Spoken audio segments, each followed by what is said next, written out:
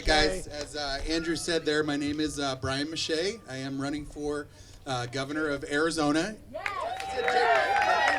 Oh, I was just talking to Andrew. I'm sorry, Jake. I meant to say Jake, excuse me. I am running in 2022.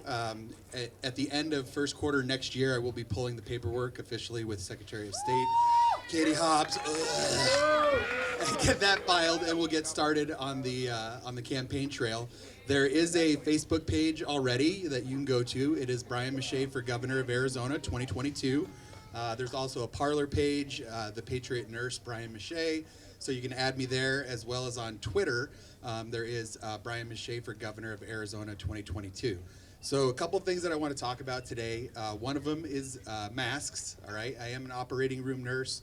Been a nurse for 5 years. Previous to that, I worked in the pharmaceutical industry as a salesman for years. I also worked in the medical device industry. I am a veteran of the United States Air Force. I spent 8 years in the Air Force as a military policeman. So I do have a pretty diverse background, and I think something that's actually pretty applicable to what's going on in our country right now. Obviously, the masks are very controversial, whether they work, they don't work. This still seems like it's up for debate. Well, up until about 3 days ago, I want to talk to you guys about a study that recently came out. And this study is a Danish study. So yeah, it is good. You're right. Absolutely. So here we go. So this study, let me give you a little bit of a background on how medical studies work, okay? So the absolute best medical study that you could have is what's called a randomized, double-blind, placebo-controlled trial, okay? What that means is when they say blinding is you give somebody a placebo or a fake pill that doesn't have anything in it, and you give somebody a real pill. And the person, if it's double-blinded, they don't know if they got the fake pill or if they got the real pill, okay? That way you can control for any sort of variables that take place. That's the highest level of evidence that you can have, all right, when it comes to evaluating research. So this wasn't randomized, double-blind, placebo-controlled, but it was a randomized controlled trial. So it's still a very, very strong trial, powered very well.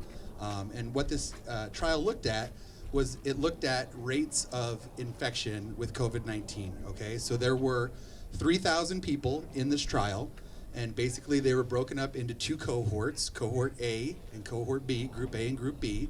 Group A wore masks, group B did not wear masks, okay? Anytime that people were outside of their house for more than 3 hours in group A, they were to have their mask on. If they were outside for more than 8 hours, they were encouraged to change their mask out. What the results from the trial actually found was that the rates of getting the virus between group A and group B were not statistically significant. So if there's any math nerds or any science nerds out there, they know what statistical significance means, all right? That's right.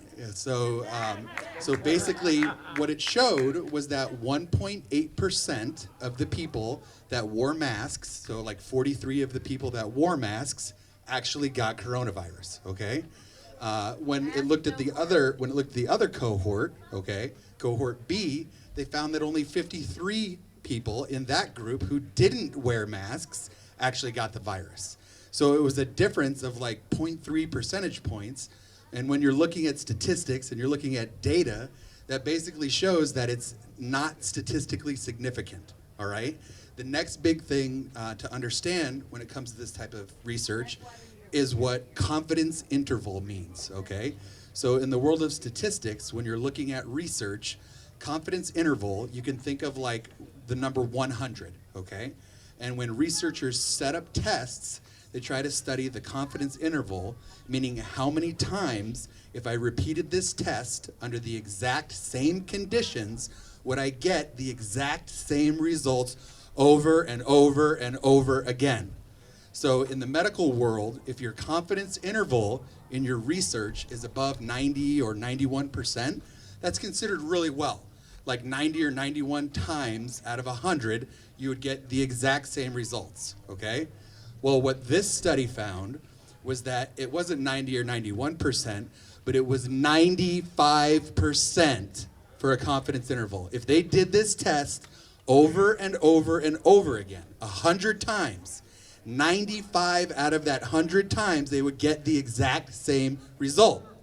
So the question is, why are we still doing this? Why are we still wearing masks? We have data, real data. Over 3,000 people were involved in this trial. Of the people that did wind up getting coronavirus, they don't even know whether or not other people that they were affecting, whether or not they weren't transmitting the virus because they were masked. So it's like, all right, what are we doing now? We don't know whether or not these people are not transmitting it because the mask is holding it in or letting it out. So we literally have no idea. When it comes to a surgical mask, useless. When it comes to a neck gaiter, useless. Like, there's no need for it because the virus, the micron size of the virus is so small, it just passes right through these masks, okay? Even an N95 mask, it passes right through. The only type of mask that would actually work is a respirator mask. So if you know, like when guys paint cars or artists paint big murals and they have actual enclosed real respirators, that's the only thing that's gonna keep that virus from coming in. Now, if you have the virus, it'll keep it from going out. So, you know, what are we looking at? Should we have masks on people that actually have the virus? Well, no, they should be home. They should be quarantined. And quarantine is something that specifically for years and years and years in our history was always used for the sick people, not for the healthy. And this virus has a 99% survivability rate. So why do we continue to do this? Why do we continue to have a mask mandate? Media. Brainwash in the media, absolutely. So what I want you guys to understand is every single time that you have a friend who posts a selfie on Facebook or Twitter or whatever, and they have a mask on, they are well, this is what I was gonna get at. They're basically, you know, participating in propaganda, okay? They are participating in the perpetual propaganda of keeping this going, okay? So for instance, last night, we had the protest down at the Board of Supervisors building. One of the patriots that's here right now, he actually tried to go inside to the Fry's that's downtown, and he didn't have a mask on. He's a 100% disabled United States Marine Corps veteran, okay? He was literally carrying the Back the Blue flag when he was going into the Fry's, okay? Did his shopping, came to the checkout counter to check out when he was done, and then the clerk that was checking him out gave him a hard time about a mask. He's already done. He's already been through the whole store. He's already got his goods. Just let the man pay and leave. Then she called in the manager, and then the manager gave him a hard time. And he still said, it's not necessary. Can I just pay and leave? Then they went and got the police, okay? And here we are, you know, this is the group of people that supports the police, all right? BLM, Antifa, we know what they do. We know that they're against the police, all right? We know the liberal left is against the police. They're trying to defund the police. Here we are, the conservative people on the right side, and we support the police, okay? But what this officer chose to do was he literally got up in this other patriot's face, started giving him a hard time about absolutely, the Facebook video is out there. I put it on Twitter as well. Gave him a hard time about it, and he actually put his hands on that person. This is a 100% disabled United States Marine Corps veteran who said, I've been told that I do not have to wear a mask by my doctor. That officer put his hands on him, all right? So he came back to the group where we were at, meeting at the Board of Supervisors building. He told us what happened, and what did we do, right? What do we say? Where we go one, what happens? What do we do? We go on! Right? So they came after one of us, and then what did we do? We all decided to go to Fry's. That's right.